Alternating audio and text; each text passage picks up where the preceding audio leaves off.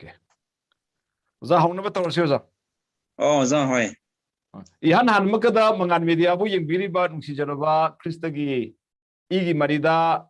ipa ipal ima ibel ichuninau iru ipiza iri kai iri za puna mapu. Mangan media i hoso jari ba nubu kumar kaisam na ikulunadana kurumjari. Aikoi mangan media na matang sa tharpa asugumba tharumgi makha tarakpada aikoi November gi tha sidagi aikoi na hauzaduna Manipur da punna khunda minariba nungsi jaraba isorgi miyengda miyoiba oina shimbibo rabaso miyoiba singda tongan lon kaya na mapui bungona mahaki milin bu thagat anaba mapui bungi thorang tobiba madu koina mapui bungo bi kai khumna bu utchabaga loina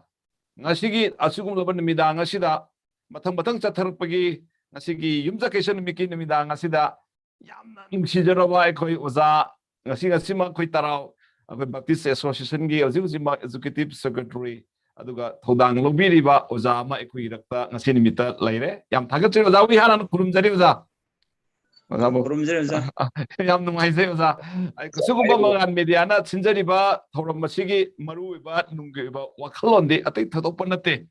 mapui bungona sembi khraba lon tongan base masina mapui bungu thagapa pamlamgani mapui bungu khurumba palomgani maramadana ngasigi nimida ngasida so ekoina adugumba mapui bungogi wakhalul dubu ekoina khangsaduna ngasigi nimida ngasida so mayanggi damakta khanaba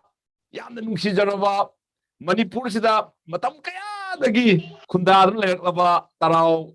adugumba PHURUP gi manungdagi ikai khumnaba matik charaba akoi oza rajen mayamna oza si katis sa haina khangnaba adugumba oza si akoi rakta phamdu leire aduna oza si aina hapitang saktak sabigi wani oza si kanano haibadu su mayamda takpi gani adugolana ngasigi nimidang sida akoi tarao lon si akoi mayamna taminagadoine maramdi adugumlaba Peter na thawai singa thanman mita Peter no ba hondokpada mi punamagna masa gi lon khangbugum na ngasi nimila sida so lon da ta khibugum na ngasi nimidang sida so koi thawai singa pana tarao lo la se koi gi lon bum na mui bung na tahan bigani asa tawi maramadar ngasi nimidang sida ozabu ekoina mangan media gi phambakta phambi bi damak thagatri loina na YouTube amadi zoom da yengbi bunung sinau sing punamok pusu ikul onadana khurumjari oza ihan bada oza gi mingde ina sora patak sakre adu oza na asengba akoina ngangtu polonda oza gi mingsu kaigo pronunciation soina bayai oza na oza gi samta takpisi oza yam noira ihan bada akoi bu semi ba shor Prabhu Jisu Krista bongam khai letena thagachari loina na maru ena akoi gi mangal media asibu masigi program masi pakhatpa jana bo kumar musu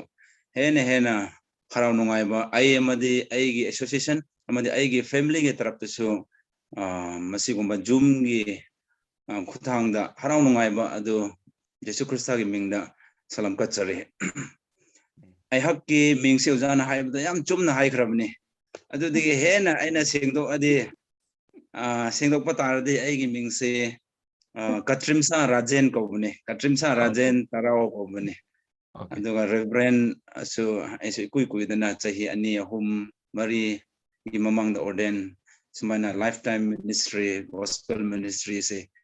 akoi ge church na sumaina PB dana isorgi ministry se changba howi maru aina akoi Tarao gi PHURUP haiba tare ozagi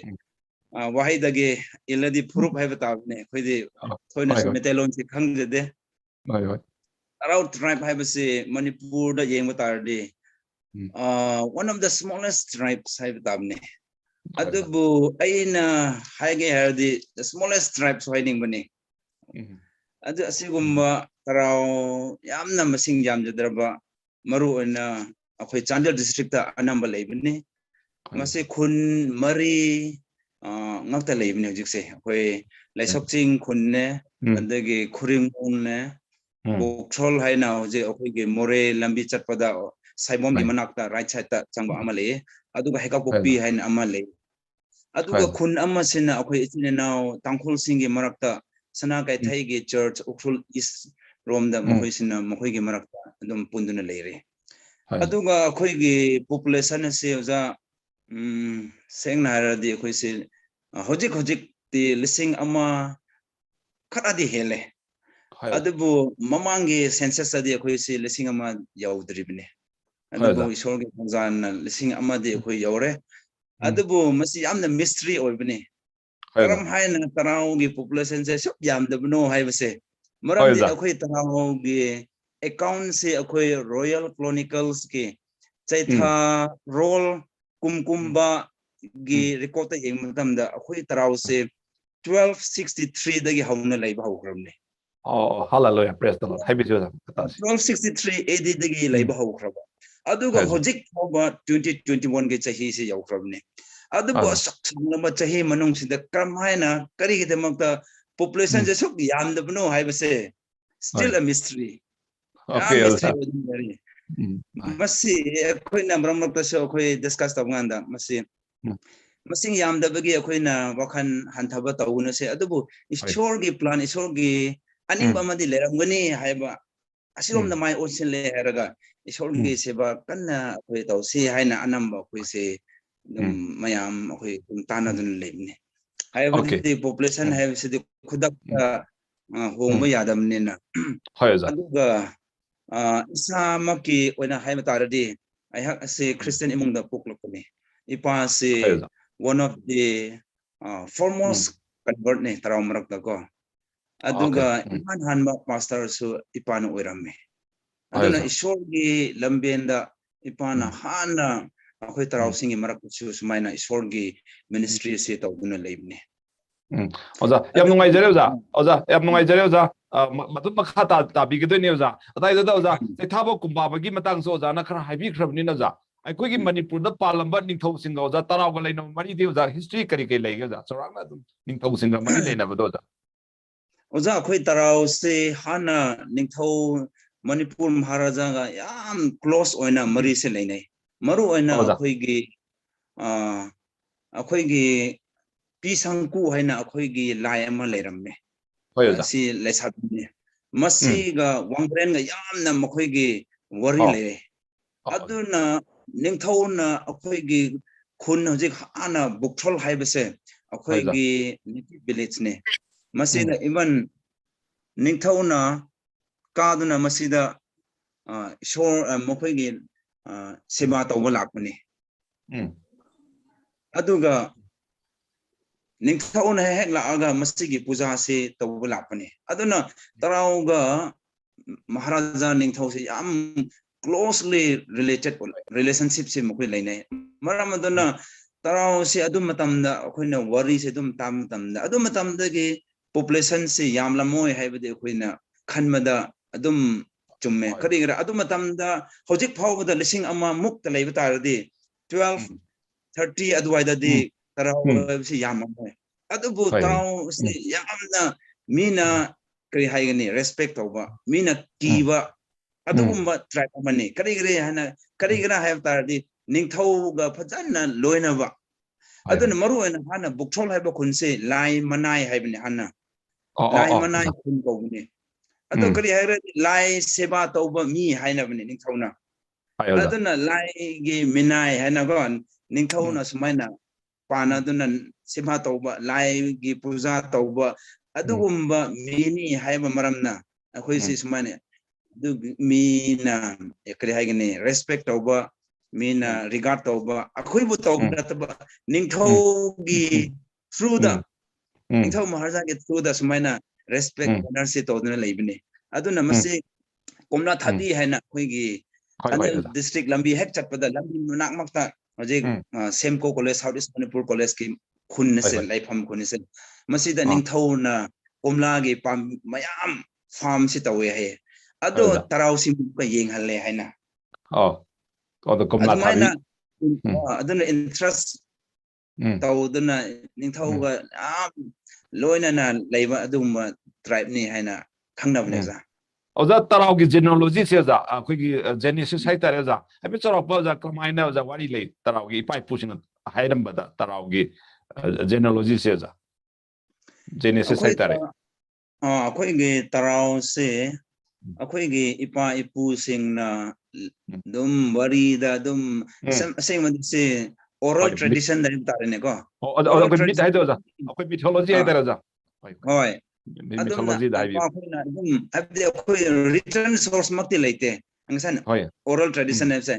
pai puna dum wari da mathang sarakuna leimse koina thazabse kari hara akoi se believed to be originated from a cave haina ba surung amadagi akoi se thokla haina akoi se aduna adugumba thazab male aduna surung dagi thoga kari haigani taibang pan se thokla adun taibang pan se thokla matamda makoina haibse clan major clan ahum lay ahanba clan sing se thokla matamda di kai asina adugi surung adu sum ngaiduna laiba kaina cha thokre hai ani suba adu thokpuda su cha thokre hai kai aduna ahum suba clan asina hojik kai leire haiba khangdagi mana chaigi kare branch se thudektuna mana machi saraga thue haye thokpada kai si thengramba adu mana kai nangna kanbra aina kanbra hojikti khatna se haina tawbunda kai ding sai gi ugi machi do branch ubda di sidi machi sangre na kira kai do chengkre haye adu gi makuisna thokla taibang panchi taba hawe haye aduna adusu one of the theorists ne tarao sing adu di clan ani se kaina chathok pataradi amuramdi aduna su extinction population yamda base aduna oram se aybasu theories mo su lay adum hai adum se mo olbi abra yadabra te koi su oza mythology haibisi oza adum stone age ki matam dasu oza ko stone age haibisi numak to adum lai bene oza ko chingnu manung adum lai ka oza cape haibisi chungani oza ko adum stone age ki matam da ki adum oza gi ariba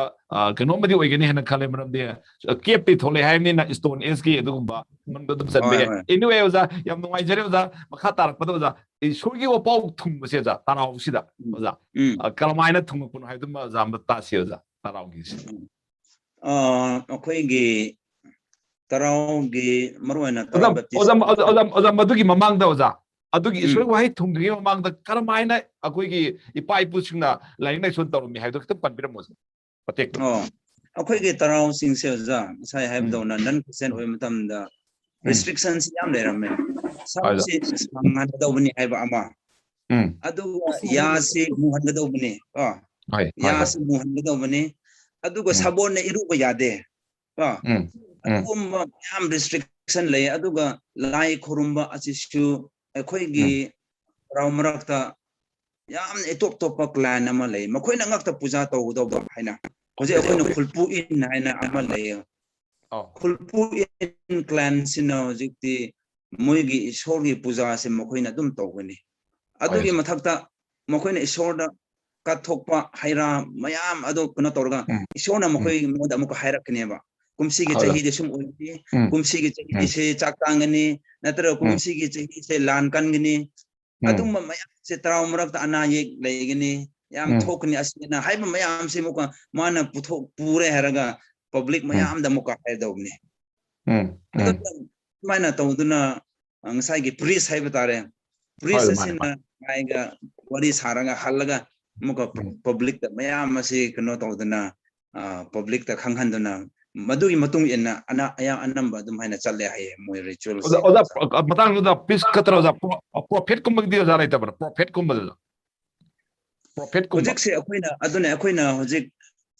pisangku haina akoina thajariba ase akoi gi prophetess ne okay samna harde ko ma sina singde trauningon makni masamakse trauningon ne adubu wari se aina dum khali ba matamda mahak ase lesabi oina hojik wangbrain haiba lai asiga asina wangbrain sina isingi lai haina aduga amasina kondong lai haibni ja sondade asina god of fire haiba god of fire koi ani sina masigi lesabi se nungsikraba hojik akhoi pisangku haibase nungsikraba adubu pisangku sina hena kari haigani khoida ba haisela metai lon khangdai ko chumra chumdabra attach laiba hena nungsiba ase mana kanoda oina nungsikraba hojiki wangbrain siga moisi nungsina kraba aduda kondong laisina kalakpadagi jealous chatpadagi prithvi se mai thai haibne Okay. aduna prithvi se loina mai chakre hai aduna tarau macha sing se mai chakpani na leifom se leitabagi mathang chingdon awangba se tanaraga chatla hai kwai dagi chingdon awangba se tanaba adubu hojikti mai se chaklakpani na ngasai gi pisangku sina mahakki nungsijaba wangbre na sida haijam tamda nong si chugre Okay. nong se pachana chuthada muka malem se isingna thangre ya aduna noagi history ga kar sa lakra Oh, da. So me adai de dio za khoi Manipur ki ba khoi gi maitai sing gi adum theory da so dum za ising ni chau chau me ha ba kang budu kang la ni ha ba gi adum la khre za wari do adai da dum wari da kunchen ba ya ne ga okay za am thagat chi za wo pau thumi ma tek tum hai bi ro za wo pau kamaina so pau gi thungak pun hai bi dum ba akhoi tarao musai have dom na non Christian lem tam da yamna restriction rame aduna isho gi apo pau sandok pa haibasi luna thoglamme punishment se yam severe oyoza yam severe oye have mana taba mangi imung mangi sagai phawda summa restriction prohibition se lerambani adugo early 1940s asida han ba akhoi gi convert se William Pettigrew na je ukhul lakhre andagi mahak masamakti akhoi da di yauraktre adubu air brock sidi akhoi gi khunmak ana hojik bokchol hairo laimanai khunmak se mahak yaukhibani masida changlaga nungtheng lomda moyon gi lomda chatuna mahakna chatma tamda akhoi gi isogi abhaw pausi adum lausinba akhoi gi ipa ipusing mi mari manga lerambani aduna 1941 early 1941 asida ihan hana akhoi gi tarau marakta isogi abhaw pausi yaurak hobani aduna makhoi se sengna samna hardi mahakki through the akhoi si isogi abhaw phange adubu mahakti akhoi bu baptize tawba ngam khidre aduna akhoi inakta leba moyon khoi thoma khoi ngamdil asi ani evangelist sina akhoi gi early court khoi si mohina baptize taw khibne okay adugi mathang akhoi tarau gi marak su christianity si changlakre adum marak si dojik ngasai ha bungno laimana ngi khuni sida convert sing leiba ya roi haidno jikti tanthok khrabani inthok piba makhoi gi family makhoi gi relatives si inthok tuna jikti makhoi se khunda leiba ngamdabagi atopa manakta khunma lengkhatuna hojik tarau sangar ching haina hojik khurimu chandel district ta leiriba khun khurimul haiba makhoi asimak sine adu matamda makhoi si esol ba faul lausinduna adoi khun ba khongna makhoi khun ba hobane aduna 1941 asida shorge aphaw pause akhoi ge tarau gi lam asida ihan hana yaropa hobane za Okay, ya ngai jero za adum yam phajuna isogi oza bor phange her lawr se oza yam phajuna matam chapcha 1941 da sarana oza sahi hoji 70 kanugumba sure han ka tu gumba sure ne han khale oza ko sarana ado oza 72 years su sure da hoji se oza tarau gi marakta oza christian oida badi leite ko oza plop oire ko oza object leitre akhoi oza loina christian di oikre akhoi okay adugo oza marak thada oza da khangjaning base oza christian loina oikre oza adu oza tarau gi marak tagi di oza akhoi gi singna hairadi government gi employee da di oza karai bugi thakta sorna board pi bi oza tarau gi tribe ki manungda haide government service hai tare hoi sorgi nungsiba sorgi thousand na samna haibadi akhoi gi literacy rate se adum 80 gi above ta leire 80 almost 83 85 asi between the lemani anam adum paba iba si loina hai khrabni aduga ngasai hadon akhoi gi ai gi mak ase anamba akhoi se 45 houses laye 45 houses sida akhoi gi government gi thabak tawba khoi se 50 60 muk kuma laigini samna harde anamba adam government employee di oiramne employee di simanungda akhoi se hojik akhoi jenims ta akhoi gi medical line da ama professor ama assistant professor ama leye jik se adimista ama leye aduga akhoi MPS ama leye aduga akhoi district forest fishery officer DFO ama leye isona chanbi duna aduga doctor se samna harde doctor ani hum muk leye aduga akhoi dentist khoi leye aduga veterinary doctor leye ani muk leye aduga anamba harade dum line the department the anamba dum shukrabne oza oza na habi besi doctor rom do ina tarau si doctor dai mo le ma le za ko hosi pagdi oza koi SDO gumba SDC gumba DC gumba di oza hosi pagi sorna porti lakre ko oza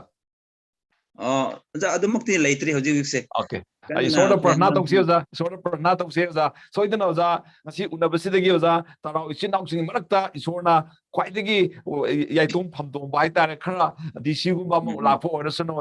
oza gi ngasi unabasigi mapani sorna mukhoi bathak board piba orasana oza yam nungai jare oza hena tarau leiriba piklaba phurup asi mapui bungona ngasi bok kanbidro lakli oza tasingna ma isorna loan tongan hanbegi maram lai maram de mapui bungo thagat pada loan ma khatang thagat pan ngai tabadi mapui bungona adugumba yamna wala babin gi madagi loan mayam thon khraga mapui bungo bo khonjel amat toina thagat pa pam bagi maram da loan se tongan tong pui bungona pibi bene lawi oza adum ngasi ni midang si oza yam nungai jare oza yam tena oza gi tarau loan ji mayam taning ngone na khali oza maram aduna oza gi loan mak tada oza aten wapau sanduk pigane aduga loina matung da oza na handuk pi wapau adu maiten da jis kar pibi gane oza wapau hobi ga oza okay yam nungare ngasi namidang amuka isorgi apau se khoi tarau malon na mayam tamina tare khoi tarau malon se mayam na su khangbiram moi adubu isorna chanbi bo de isorna masida so khoi text asida so khoi bu wangang bo isino akhoi gi nainaba isorgi apau se khoi sandok pa hodringai da isorda haijase aina isorda kong haijage isorda haijase aku biseme be isorna ku yam thagat chabne isorna hakti matik magun chawraba ingam ngam isorne isor zat tungan ba lon tungan ba sak tungan ba prithvi se leiba tarashu isorna hak pu khurumba mipum khudeng makti amat to oibane isor ngasi namidang sumuka bichine now mayam gi marakta akhoi tarau lon na isona ki apho pau se akhoi sandok dori isona na loina biu akhoi na ngang thoro kadaba text portion aduga masigi matam si isona ki khoyada sinajabne hene isona ki minglen chakhat hanba aduga matam adu oi hanbiu haibing maramna akhoi bapap tagi hanbi khraba nazar prabhu jisu krista ki mingda haijabne sabatan lokhat biu amen thamok tansa menne ini inamte ama mangal ti anma YouTube anma matenga ini inamte bekhat lenga isor akseng tonge onangan te nat pot matame parna isor so thoiral mapagrayo menne ini na intel na tapot text se amu wa 2 Corinthians chapter 12 verses 5 nata 10 pa ini inamte nan tel yawria bekhat lenga 2 Corinthians chapter 12 verses 5 nata 10 pa ini tel area amu ba ini intel nata pot ini topic division na ini tong mui suffering provides a model for all believers dia nang kaina klak kanang ipha amu wa Christian khat wa klak kanang ipha ena klak kanang ipha shungena nang kaina mai majui aya chnole angnu ini ila enangi inimu che mina majui ayana tapot oinang tirena enina stentelia amu wayam pengpeka inina prithvi aksuke yerana prithvi na klaknam chunghal thikna e angak pakhada shukme ti ini khanmuk amrak mandanno kuno ini real enamte imdan amu way yerana ishor agrom ishor antri minukung oinange thoira la shukma no ishor agrom no mache ishor abjano mi chungrala ishor agrom na dirana thoira la shukma ti ini maramra khumuga ini wakhal khumuga chamamna ti thain chuta bible la ti yangme ti na ama anamte trim bang ashuk tu maramba tebang pali ale na sipot tebang pal sati churela ale na sipot tebang pala nang kai kring metening wa klakanang knaksa dranen ring thi chunole bang peka natural calamities dia mina mashungo anrawa onang ashuk thi kana ashuk anamte na ona sakhi bayam tuna bible la kho inene mu Romans 3 verse 10 no one is righteous to be up jim tunang khat ko amna ti tuna ona kala kanang thang amu waya Job 5 verse 10 khoti ama anamte thang tu maramba mai lu ta lu melewa mai khui achung tong hangat tini ko athang tong mai khui seno achung tong kalati ona je ma chura je sukristano khoti Ishon khoti Acts 14:22 ti nanena through many tribulations that we must enter the kingdom of God nang kaina klak kanang tamang pala ami ama kara lut nang kai khon tuk o anam te Roma nang kaina agring ram ti nang kaina si ume ti o ire yun amu wa peka America amu wa ya Aphaba timin khat Jonathan Edward ti kon me America Reformation Christianity kamu akhen bon peka Northampton Massachusetts pastor ba ya son aming si akchim to pat mi khat pastor khat chuta ama akchim ma cha to kara amana chim rem me sonne Lord Supper taka ishor Christa kung kalapha mina asap poni in poni ati matama mai mina yano ya church member and mai church na tamai pastor amadong ama aril akchim to tama mina mai ama pastor na tamadong ama aril khamus laknang khamus churala yera nama ti question ne khamuk ama aril andan oison trimbenga omi kupaison trimbenga pol ti pot kupai ko aril anamte adon khal anamte athai asing anamte Corinthian church turela amana katkira amana ishose pai ato chuta Corinthian church ampon singlup ena ama molano ya akchim no am thai mi molada anmana anji matama pol khamo ko aril khamo ko koi ama situation ne trimbenga turela binen tele klak nang Christian khat waya ishor am not mi kung onang klak nang akheng matama ama ai khro kring mati punsi in anrea amu waya ama text na ini an matama ini romi yang tin God uses suffering to reveal believers spiritual condition dia chapter 12 verses 5 le 6 kana mati ishona klak nang nge nang kai Christian ma spiritual condition ni madam nat podena ama ataka ishor am not ma ama ataka ishor thachama chuno mai aminga nominal kai kum lot amati ishona mai romna ya naturela suffering ti klak nang chunghal ishona ma khuina ti inina text in an matama iromte maramba mateng tam an matama troubles klak nang kanak sana nang kai spiritual condition chunole nang kai spiritual character re amrom nati tunan khat na klak nang pha matam ishor ma atlan chunole ishor amno satia ama atha chai ama chun ama spiritual condition ni klak nang atheng matam oi arom check ti oi senga onoko inene muche onana churela ma text in 2 Corinthians 10 verse 10 ma point ma missing his letters are weighty and strong amana nang kai turela Corinthian amlot eminam kurel amji ba khatmuk ka ndrol amji che khatmuk ka tranga krang amji chuta his bodily presence is weak chuta amana nang kai so thenga amjawa thimin tongi ba amno lunganti no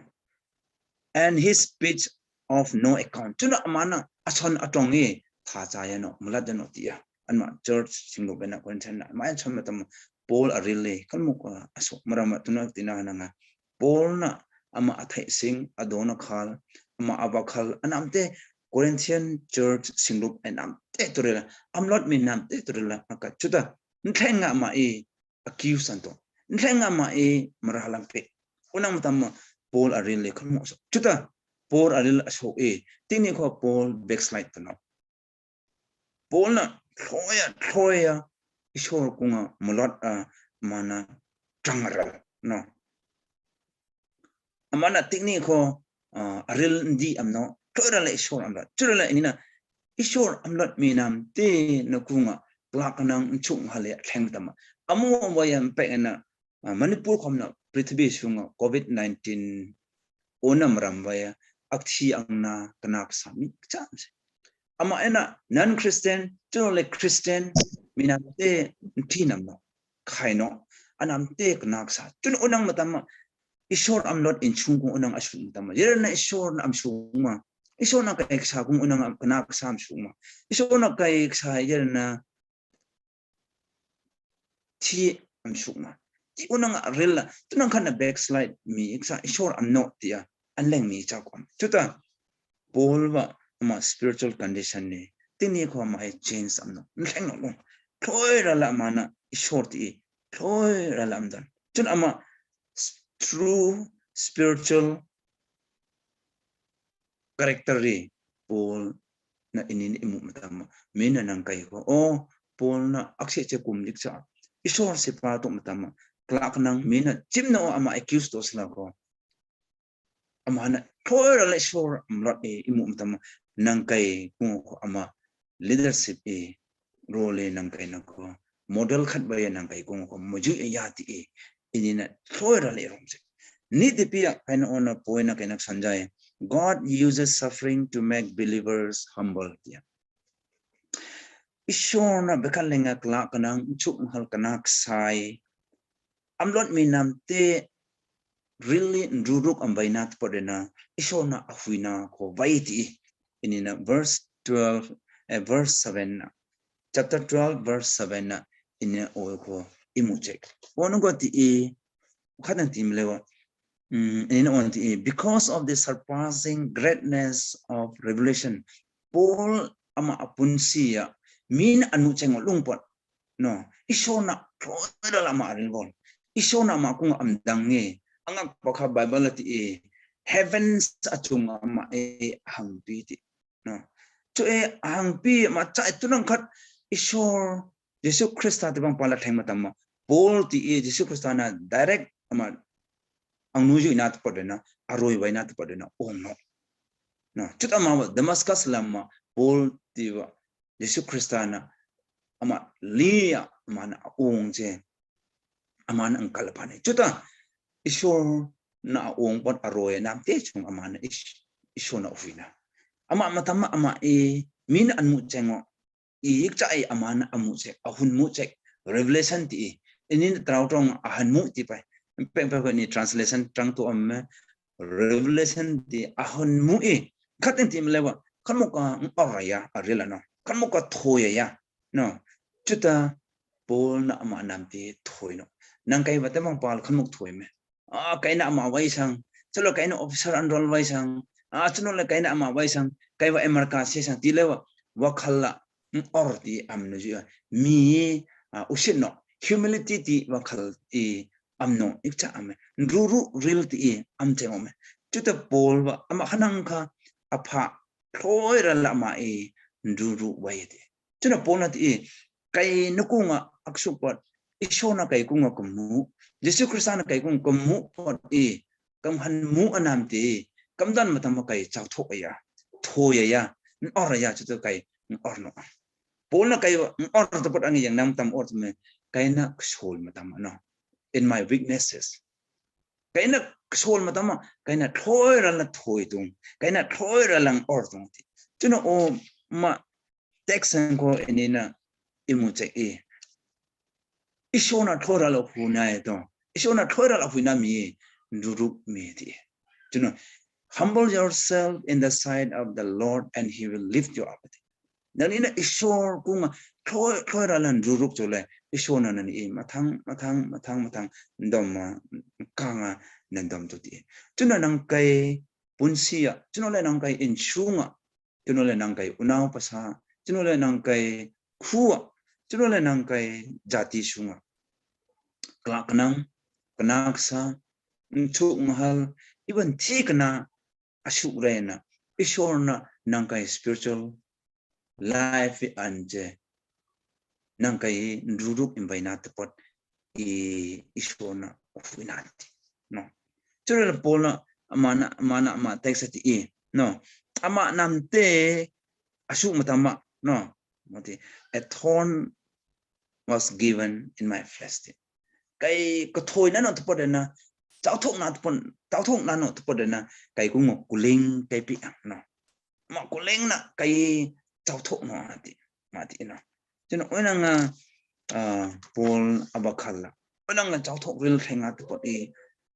on the am not long toirala am chula pol na klak nang apha matama chu hala theng matama toirala mana nduruk bai no nduruk bai toirala mi nakung bai min ishon nakung bai pun sitia a chenare ma ona kaina sanjay thum te pi text achena when God uses suffering to draw believers to himself no and to display his grace dear on verses 8 na 10 masung ini amatama ishona chole ring puna klak nang kanaksa amshu anamte amuwaya amat amdot minamte kung amshu e yang metina to display his grace come no to draw believers to himself ishon awdom amdot minamte ama nukung thenna ama nukung amnai na te podena chukum no ringpu wa matik magole yang meti no ama malungsi yang meti thoirala mi kung amu na te podena ti inena onai no chuna ona khat andati melevan peka klak nang chung hal thikna asung matama inena ishor kung ilut pot ngoda inena atopa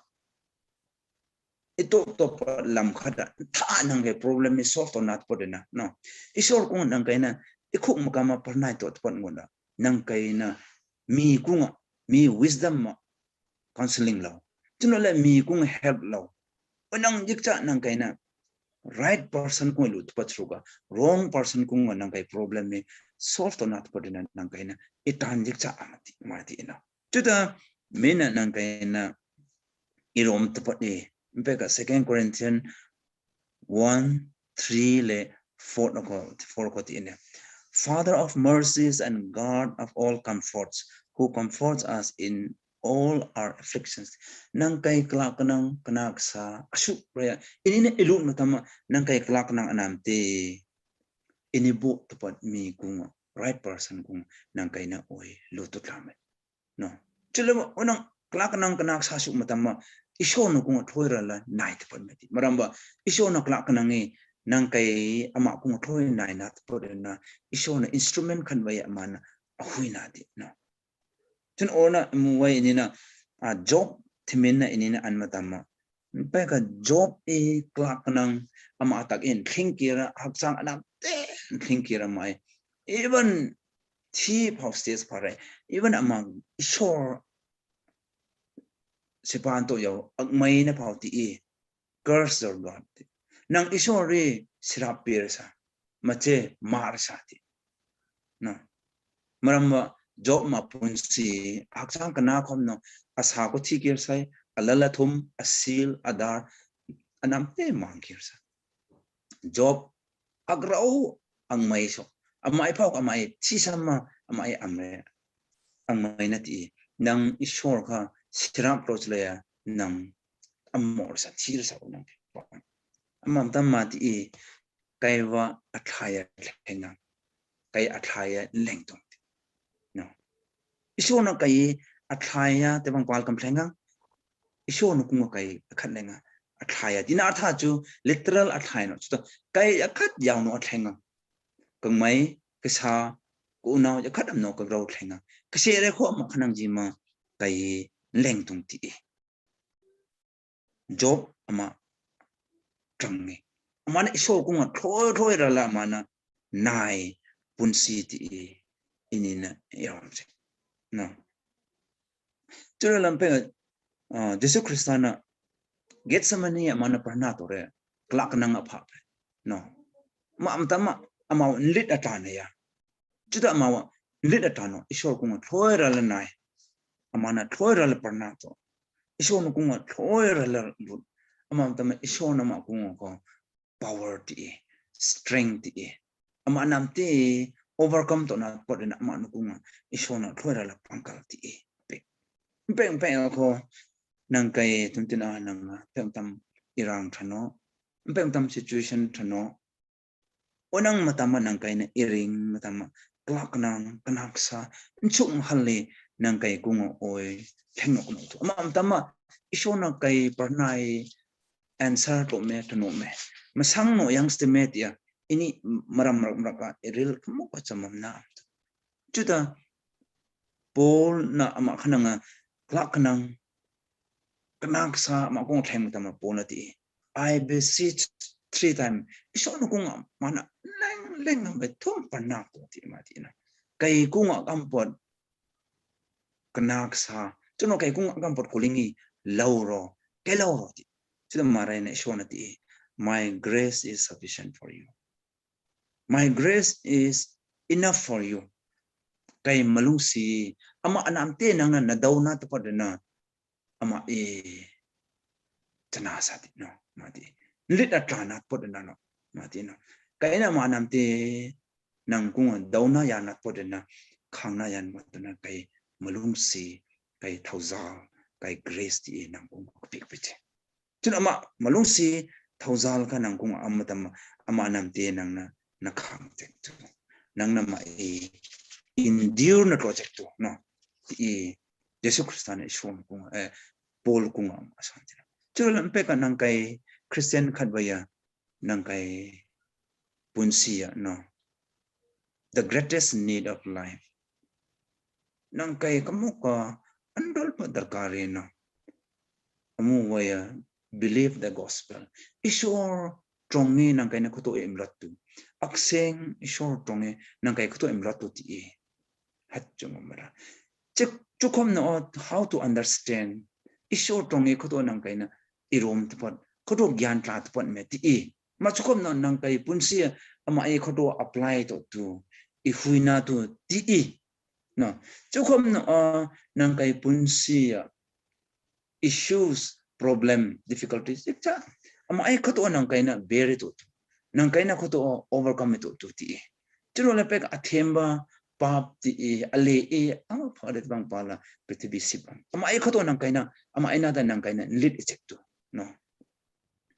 ama anam te khomna nang kai kunga disappointment kla kana real kaina koina ikta thlengaya kanak sa thlengaya ama anam te nang kaina khato punsi sung na khato nang kaina overcome to check to timla ishona discipline kai ti my grace is sufficient for you malung si ti nang kung inipek nang kai kung inipek ona aya paiti ama kha ama pala nang kaina anam te ya ama overcome to check to ti ama khanang amo lo nang kaina tini ko chengo me churel nang kai believer khat baya taka nang kai ishor amdot mi khat baya nang kaina ini ipunsi taka ishor so naya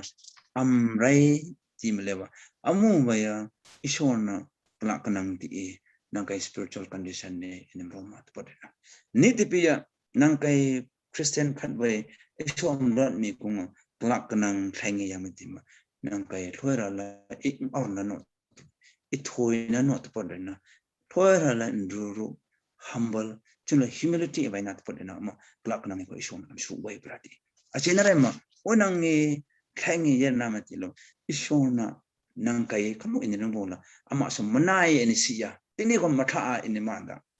ishon nang kai na thoi etan matama ishona thoi rala ishona nai chekna manam te pe an matama o ishon nang kai thoi rala in bola chuna ishona thoi rala ringbol pa mi kuma ama grace ti displayed atroti men second Corinthians chapter 12 verses rangana ta som ama shuna harungai nam te tak chung isona bon pe bai so taka Christian khan bai ko nang kai pun si klak kanang chuk mahal kanaksa thi kana asuk na khoira la nang kai isona kumaluda isor so naya amma ring iche na porina isona nang kai to bor in peso amen amna ngai Yamngairo thank you oza. Aiso phanayam na ngasi di Tarao lonse aiso phanayam khange oza oza gi pau do dum tabada sorna akhoi naksin bana hele haibo do pau phajana tawigre ado yam thagatri haro phondokchari oza ajis matiam tang oza na dopi pau do mayamda khoi tabi diba khoi mayam mani maitei siba yam ma yauri oza YouTube to mayam yeng video oza matiam jis matiam tawi si oza. Okay yam ngai za muka akoi metelonda haitrasu khangde akoi metelon malon natab nena hoi hoi ngang si akoi indirect sijina do the direct adam ba ek sinna ba ko adan akoi si yam lut ko metelon haib dune matiam haibis aina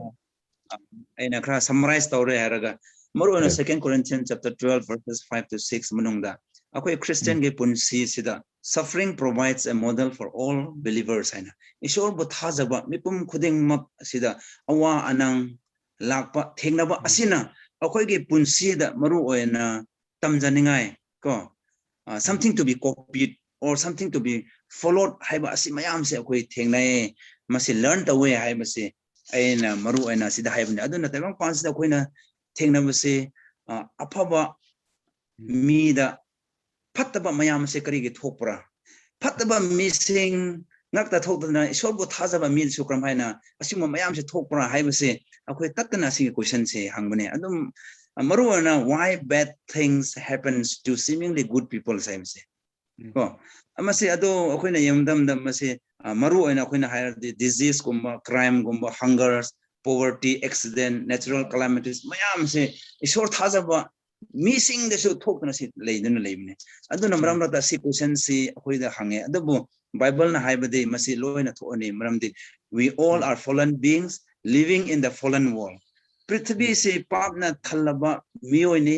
aduna asi papna thalaba taimang panna leibum maram na masi mayam si thokrani haibase akoi se asengba sastra so si idna le akoi namaruna aina masai haibase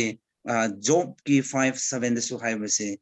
akoina mai se haura de mai khusi mathak ta chatpane kadwa sum kano da makha da loibnate adan masi de reality ne Christian amagi reality oromne awa anang mayam se thengna duna akoi soidana mang akoi sargale pak da akoi chakani hai masi de akoi bible da thengna duna leibne adun Christian ma oina asegumba mayam se akoi thengna duna leibne adu masi gumba thengna matamda akoi kari mata pungning hanthaba tawunu se maru oina point amada Ishorgi manai amade ishorgi macha ama oina ana ayek awa anang mayam thopase maru oina masige text na habdi ishorna akoi ge spiritual condition na se yengnana ba khangnana bani habne aduna akoi spiritual condition se marak ta de awa anang thop matam ishor lai tam male imungda asiana thop matam da aina pastor oiraga aina asuk ishorgi seba tawraga icha awa anang thop laidana asiana ba thokle haiba matam da ishor lai tarma laina ishor ba hek thadokna chain ma kongai lai tabnate akoi ge prithvi sida asigo matam sida ishorna aigi spiritual condition si yengbani ko haibsi khangba loina ishor da hene naksinba wanda tu dana akoina ishorna akoi awa anang asi hena mang gi thazaba mi namakta humility kri haigni metalona no lukpa haisra no lukpa si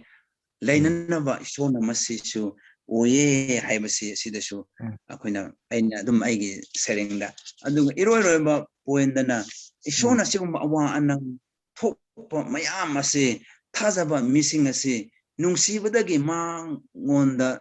naksinna nagidamata manga nakna lainana ba gidamakta akoi samna hayardi mapana macha warak paibsi nungsidabagi dinatte adabu hena nungsiba hena achum oinana bagidamakta aduna akoi thazaba tarasu ishorna hena macha singsi lapthokna bagidamakta awanang na maram oidana hena naksina namba manga nakna close oina lainana ba adugi mathakta ishorgi thawzal ase akoi gi marakta display tawnana ba haina masi point ahum se aina samnakna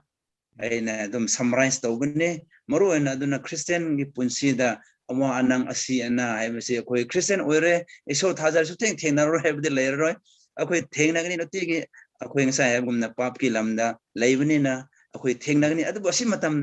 he na akoi iso da nak pa punsi ama oire di akoi na he na iso da bor phangba adum iso gi macha ama oigani hai dana akoi hingmina se hai na adum ai summarize tawjabne za Okay, thank you oza yam thagaturi haro phondok cheri ngasi ni midang ngasi isol yam bor pibiba amani aduga oza na ngang giba tarawlon si koi ai ihana hana ta bane oza adugo koi na taw matamda koi na su khangba lon mayam yauri oza ngang masida sajan ba ngam da ba wani oza aduna yam nungai habi oza ai na oje koi se translation tawduna le bible sa koi NT di loire koi new testament old testament se lodre kan tam checking se koi na checking ni yawi bai so checking tam da metai maron je yaw ba mayam se ada ese de metai maron ne haiba ada hanna mana akoi ge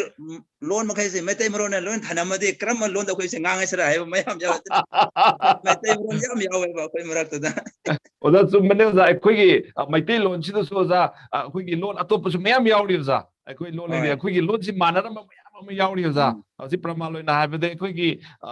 mizogi sinau singi loan akoi na mutara di oza ko asi pura na haiba da akoi pot tare kai se moida akuti gi agi marak se el yawi moina tla haye asumai na lon mayam yauri oza aduna ngasi di akoi manipur da khunda mi ne pura mukse lon jing se oza akoi yam na amaga akoi lon ji phauna bor badi yam nungai gane na khali okay ore adu so adu isona tanbi da ngasi mi da ngasi da oza tarau isona nungsi bi duna khwai gi pikpa puru ma or so mapui bo na thojan ba ngasi mak oza isona pi ba tarau gi lon se kai dau mu da khoi na mangal loi da bani oza masigi lon achina mapui koina thagat kada bani oza karigumba aiko gi lon chi mang ki bo di oza isogi mangda tarau mang ki gani oza maramdra aiko gi lon chi sona pibi ba lon che aiko ngak shen ni damakta aiko thogaloi mayam sing su kanna hona kada bani oza thank you oza thagat churi ro phondok churi adu haying nimitadi oza thang johnson aiko gi paiti gi lolo mo khoi tamin na gadori ni adu paiti gi aiko gi opau tamin na gadori ni maramdra mangan media gi youtube de yeng bini ba zoom de yeng sina usina mangan media gi mangan manipur christian media youtube ase like subscribe amadi share kawi no maram de akoi gi like ti mina like yami haibna te isor na ki wai da like pamje ye haibadu adu ne da adu lorena akoi na isor gi wai da share to za basi so ibu na ki wai se missing the khangba version wana share to bune adu subscribe ibu ma ki wai ji yogri phom da yahon badu akoi gi thabak ne maram adana mangan media bu yengbini ba youtube yengbini si sunau sing ngasi ni midang sida akoi oza si unajaduna oza gi wari tabi ba oza gi punsi wari adu oza gi tarau gi punsi wari mayam tabi khram purumapu ngkren thagat ro phondok seri oza gi karinda piningai lete oza gi piba ngai ba prabhu jesu christ gi mingda oza gi mung yai phaba harau nungai ba orasano adu loina tarau haiba Purubase hena mahi masinda loksing gyanda hen yang khutpa jesu christ na pina bibo orasano ngasi ko bon mistegi tarau gi marakta achobo officer DC phabo thopo orasano hai wai se mangan media gi pham degi wis saujeri oza thank you oza thagatari ngasi ni midang si oina di akoi gi mangan media na sadok choba thoram matang ngasi lo sinjagi tabi khudi mak amuk kana nobo kumar kai samni khut ona jodana ngasi gi matam sinjagi isona bo pipi moisona za matam sinjagi ois no ngai ra za